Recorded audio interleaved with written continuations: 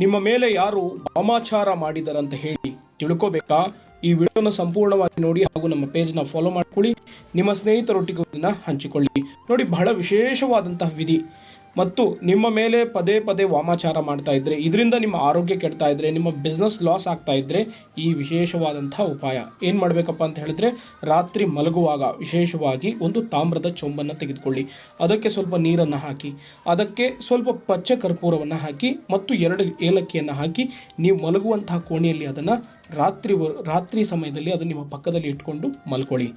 ಮಲ್ಕೊಂಡಿದ್ದ ಆದ ನಂತರ ನಿಮ್ಮ ಕನಸಿನಲ್ಲಿ ಏನಾದರೂ ಒಂದು ಗೋಚಾರ ಆಗುತ್ತೆ. ಯಾರು ಮಾಡಿಸಿರ್ತಾರೋ ಆ ವ್ಯಕ್ತಿಗಳು ನಿಮ್ಮ ಕನಸಿನಲ್ಲಿ ಬರ್ತಾರೆ. ಅಥವಾ ಬೆಳಗ್ಗೆ ಎದ್ದ ತಕ್ಷಣ ನೀವೇನು ಆ ಒಂದು ತಾಮ್ರದ ಚೆಂಬಿನಲ್ಲಿ ನೀರನ್ನು ಹಾಕಿ ಆ ಏಲಕ್ಕಿಯನ್ನು ಹಾಕಿರ್ತೀರಲ್ಲ, ಆ ಒಂದು ಚೆಂಬಿನಲ್ಲಿ ನಿಮ್ಮ ಮುಖವನ್ನು ನೋಡ್ಕೊಳ್ಳಿ. ಆ ಮುಖವನ್ನು ನೋಡಿಕೊಂಡಾಗ ಯಾವ ವ್ಯಕ್ತಿ ನಿಮ್ಮ ಮೇಲೆ ಮಾಟ ಮಂತ್ರ ಮಾಡಿದ್ದಾನೆ ಅನ್ನೋದು ನಿಮಗೆ ಗೊತ್ತಾಗುತ್ತೆ. ಈ ಮಾಹಿತಿ ನಿಮಗೆ ಇಷ್ಟ ಆದರೆ ಲೈಕ್ ಮಾಡಿ, ಶೇರ್ ಮಾಡಿ ಹಾಗೂ ನಮ್ಮ ಪೇಜ್ನ ಫಾಲೋ ಮಾಡ್ಕೊಳ್ಳಿ.